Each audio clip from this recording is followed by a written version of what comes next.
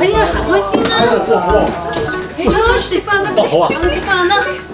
我哋新同事嚟咗幾日㗎啫喎，咁快完咁多女同事咁熟嘅？唔係啊，我哋成日出街食飯，要食得健康，講就容易啫，但做就好難咯。乜都唔係㗎。咁你今日叫做咩啊？海南雞加油飯啦，咕嚕肉同埋炒菜心啦。豪飯可以改到白飯，咕嚕肉可以試下梅子蒸排骨啦，炒菜心又可以改到上湯灼菜，咁就少油少糖啦。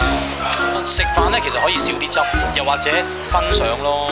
其實咧，我每日咧都睇翻我以前嘅相嚟鼓勵我自己，要食得低脂、低鹽、低糖、低油，多啲菜少啲肉，對個心臟先會健康啲㗎。哇！